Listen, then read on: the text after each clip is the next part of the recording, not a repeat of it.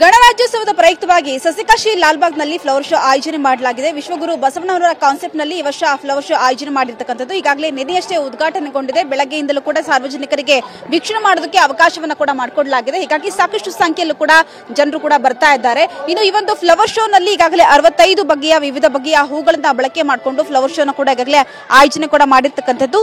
ಈ ಬಾರಿಯ ಫ್ಲವರ್ ಶೋನಲ್ಲಿ ವಿದೇಶಿಯ ಹೂಗಳಿಗೆ ಹೆಚ್ಚಿನದಾಗಿ ಪ್ರಾಮುಖ್ಯತೆಯನ್ನು ಕೊಡಲಾಗಿದೆ. ನೋಡ್ತಾ ಹೋಗಬಹುದು, ಅದರಲ್ಲಿ ಫ್ಯಾನ್ಸಿ ಹಾಗೆ ಡಯಾಂತಸ್ ಆಗಿರ್ಬೋದು, ಹಾಗೆ ಕ್ಯಾಲೆಂಡೂಲಾ ಆಗಿರ್ಬೋದು, ಹಾಗೆ ಫ್ಯಾನ್ಸಿಯಲ್ಲಿ ಬೇರೆ ಬೇರೆ ವೆರೈಟಿ ಹೂಗಳು ಕೂಡ ಈಗಾಗಲೇ ಜನರನ್ನ ಕೂಡ ಆಕರ್ಷಣೆ ಕೂಡ ಮಾಡ್ತಾ ಇದೆ.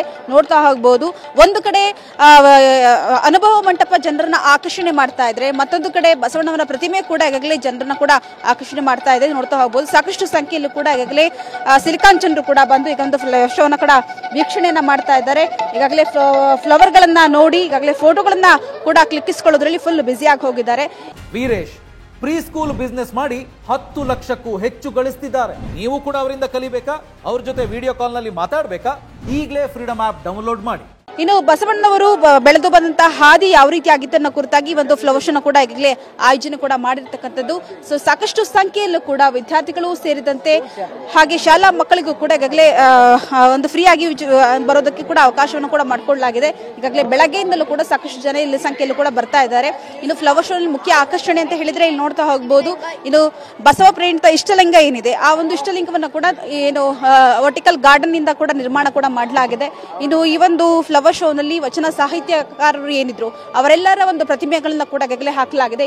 ಇಲ್ಲಿ ಅಕ್ಕ ಮಹಾದೇವ ಆಗಿರ್ಬೋದು, ಹಾಗೆ ಚೆನ್ನ ಬಸವಣ್ಣ ಆಗಿರ್ಬೋದು, ಸೊ ಇವರ ಒಂದು ಪ್ರತಿಮೆಗಳನ್ನ ಕೂಡ ಈ ಒಂದು ಫ್ಲವರ್ ಶೋ ಕೂಡ ಅಲ್ಲಲ್ಲಿ ಏರಿಸಿರ್ತಕ್ಕಂಥದ್ದು. ಇನ್ನು ಹಲವಾರು ಬಗೆಯ ಫ್ಲವರ್ಗಳು ಈಗಾಗಲೇ ಜನರನ್ನ ಕೂಡ ಕಂಗೊಳಿಸ್ತಾ ಇದೆ. ಇನ್ನು ಅನುಭವ ಮಂಟಪದ ಹಿಂದೆ ಈಗಾಗಲೇ ಬಸವಣ್ಣವರು ಲಿಂಗೈಕ್ಯರಾದಂತಹ ಒಂದು ಜಾಗ ಏನಿದೆ ಆ ಒಂದು ಜಾಗವನ್ನ ಕೂಡ ವಿವಿಧ ಬಗೆಯ ಹೂಗಳಿಂದ ಕೂಡ ಈಗಾಗಲೇ ಅಲಂಕಾರವನ್ನು ಕೂಡ ಮಾಡಲಾಗಿದೆ. ಗುಲಾಬಿ ಹೂಗಳು ಹಾಗೆ ಸೇವಂತಿಗೆಯಿಂದ ಮುಖ್ಯ ಆಕರ್ಷಣೆಯಾಗಿ ಲಿಂಗೈಕ್ಯದ ಜಾಗವನ್ನ ಕೂಡ ಈಗಾಗಲೇ ನಿರ್ಮಾಣ ಕೂಡ ಮಾಡಿರ್ತಕ್ಕಂಥದ್ದು. ಹೀಗಾಗಿ ಸಾಕಷ್ಟು ಸಂಖ್ಯೆಯಲ್ಲೂ ಕೂಡ ಜನ ಬಂದು ಈ ಒಂದು ಫ್ಲವರ್ ಶೋನ ಕೂಡ ವೀಕ್ಷಣೆ ಕೂಡ ಮಾಡ್ತಾ ಇದ್ದಾರೆ. ಸೊ ಇವತ್ತು ಬೆಳಗ್ಗೆ 6 ಗಂಟೆ ಸುಮಾರಿಂದಲೂ ಕೂಡ ವೀಕ್ಷಣೆಗೆ ಅವಕಾಶ ಕೊಟ್ಟಿರ್ತಕ್ಕಂಥ ಹಿನ್ನೆಲೆಯಲ್ಲಿ ನಗರದ ಎಲ್ಲಾ ಶಾಲೆಗಳ ಮಕ್ಕಳಿಗೆ ಉಚಿತ ಕೊಟ್ಟಿರ್ತಕ್ಕಂಥ ಒಂದು ಹಿನ್ನೆಲೆಯಲ್ಲಿ ಈಗಾಗಲೇ ಹಲವಾರು ಶಾಲೆಗಳು ಕೂಡ ಈಗಾಗಲೇ ಮಕ್ಕಳನ್ನ ಕರ್ಕೊಂಡು ಬಂದು ಈಗಾಗಲೇ ವೀಕ್ಷಣೆ ಕೂಡ ಮಾಡಿಸ್ತಾ ಇದ್ದಾರೆ. ಇನ್ನು ಈ ಒಂದು ಫ್ಲವರ್ ಶೋ ಇನ್ನು 10 ದಿನಗಳ ಕಾಲ ಇರುತ್ತೆ. ಸಾಕಷ್ಟು ಸಂಖ್ಯೆಯಲ್ಲೂ ಕೂಡ ಜನ ಬಂದು ಇದು ಫ್ಲವರ್ ಶೋನ ವೀಕ್ಷಣೆ ಮಾಡಬಹುದು.